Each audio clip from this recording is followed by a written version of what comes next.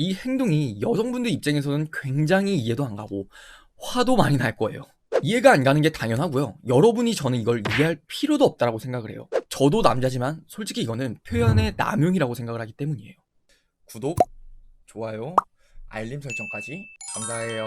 혜민씨, 날도 추운데 같이 먹으면서 해요. 과제하는 거 많이 힘들지 않아? 아까 보니까 어려워하더라. 이거 보면은 좀 도움 될 거야. 자, 이 행동은 과연 호감일까요? 오늘은 여성분들이 잘 모르는 남자의 심리에 대해서 말씀을 드릴 거예요. 흔히 사람은 사회적 동물이라 그러죠. 그리고 남자는요, 사회성의 중요도를 굉장히 잘 알고 있어요. 그렇기 때문에 여러분에게 이성적인 호감이 없더라도 본인의 이미지를 위해서 호감인 것처럼 행동을 하는 경우가 있어요. 그것 때문에 많은 여성분들이 헷갈려 하시는 거고요. 그걸 이성적 호감 그리고 사회적 호감 이렇게 나눠서 설명을 드릴게요. 먼저 이성적 호감, 이건 여러분들도 잘 알고 계실 테니까 짧게만 말씀을 드릴게요. 이성에게 가지는 특별한 감정이겠죠. 끝! 하지만 사회적 호감, 이게 굉장히 중요해요. 사회적 호감의 다른 말로는 과잉 호의 또는 과잉 친절이라고 이해해 주시면 빨라요. 남자가 나한테 하는 행동이 난 100% 호감인 줄 알았는데 아니었던 경우 분명 이런 적이 있으셨을 거예요. 그런데 이 문제가요, 호의와 호감을 헷갈리는 것보다는 이성적인 호감과 사회적인 호감에서 엇갈리는 경우가 더욱 많단 말이에요. 자, 그럼 먼저 사회적 호감이 나오는 배경부터 한번 알아볼게요. 직장이나 학교, 수업 등 여러분이 속한 집단에서 나올 가능성이 아주 높아요. 하지만 반대로 여러분이 소개팅이나 헌팅을 비롯한 즉 이성적인 목적이 뚜렷한 만남에서 그 남자를 알게 되었다면 사실 여러분은 호의냐 호감이냐를 구분하는 게 더 중요해요. 자, 그렇게 집단에서 알게 됐을 때 나오는 게 바로 사회적인 호감인데 이 행동이 여성분들 입장에서는 굉장히 이해도 안 가고 화도 많이 날 거예요. 이해가 안 가는 게 당연하고요. 여러분이 저는 이걸 이해할 필요도 없다고 생각을 해요. 저도 남자지만 솔직히 이거는 표현의 남용이라고 생각을 하기 때문이에요. 마치 이런 거예요. 여러분 혹시 헬스장에 가서 개인 PT를 받아보신 적 있나요? 그리고 남자의 직업 중에 헬스 트레이너는 꼭 걸러라라는 말이 있어요.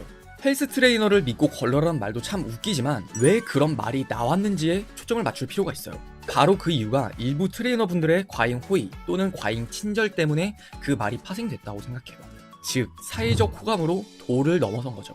근데 진짜 큰 문제는요, 비단 트레이너뿐만이 아니라 여러분의 학교에서 여러분의 직장에서 만나는 남자들 중 소수는 본능적으로 이해하고 하고 있다는 거예요.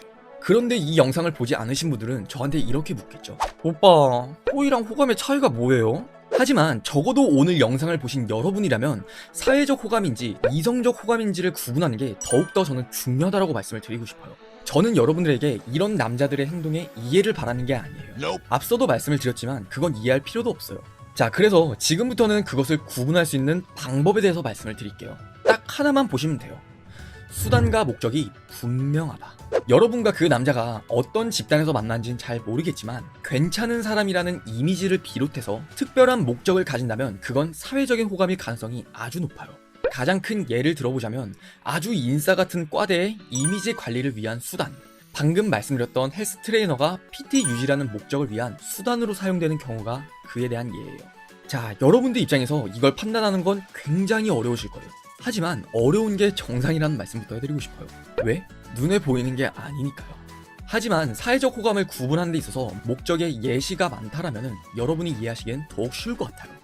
네 가지를 말씀을 드릴게요. 첫 번째는 사회적인 이미지, 두 번째는 자존감, 세 번째는 외로움, 그리고 네 번째는 이익이라고 말씀을 드리고 싶어요. 대표적으로 보면 이렇게 네 가지로 나뉘지만 이러한 목적들 때문에 여러분에게 사회적 호감을 베푼다라고 이해를 해주세요. 사회적인 이미지는 말 그대로예요. 여러분에게 사회적인 호감을 베품으로써 나의 이미지 혹은 나의 명예가 올라가는 일을 위한 목적으로 남용이 돼요. 그리고 자존감. 사회에는요, 생각보다 자존감이 낮은 사람이 굉장히 많아요. 그들이 어떤 이유 때문에 자존감이 낮아졌는지는 모르겠지만 단 한 가지 확실한 건 그들이 자존감을 채우는 방법 역시 굉장히 다양하다는 거예요. 그리고 그 방법 안에서요, 남에게 보편적인 사람들보다는 내가 좀 더 과한 친절을 베품으로써, 과한 호의를 베품으로써 넌 되게 괜찮은 사람이구나, 너 되게 좋은 사람이야 라는 말을 들음으로써 자존감을 회복시키는 부류가 있어요. 그리고 외로움. 본인이 연애에 대해서 뚜렷한 책임을 지고 싶진 않지만 나를 좋게 봐주는 사람이 많아졌으면 좋겠다는 마음, 그게 외로움을 채워주기 때문에 이렇게 남용을 하는 경우도 있어요. 그리고 마지막으로 이익이라고 말씀을 드렸어요. 이거는 이해관계가 얽힌 집단이라면 해당이 되는 경우일 것 같아요. 가령 헬스 트레이너나 다단계, 재무설계사, 과외 선생님 등 직접적인 돈이 오가는 관계에서 이익을 목적으로 남용이 되는 경우가 많단 말이에요. 자, 이렇게 봐도 감이 안 올 거예요. 그렇기 때문에 여러분이 더 구체적으로 갈피를 잡으실 수 있도록 제가 지금부터는 상황적인 예시를 들어드릴게요. 첫 번째는 여러분을 헷갈리게 하는 대학 동기의 상황이에요. 그 남자는 외모도 준수하고 인싸 같은 성격과 다정함 때문에 늘 이성에게 인기가 있는 스타일이에요. 근데 여자친구를 사귄 지 굉장히 오래됐고 내가 헷갈리는 마음 때문에 이렇게 물어본 거예요. 야, 근데 너는 왜 연애 안 해? 나?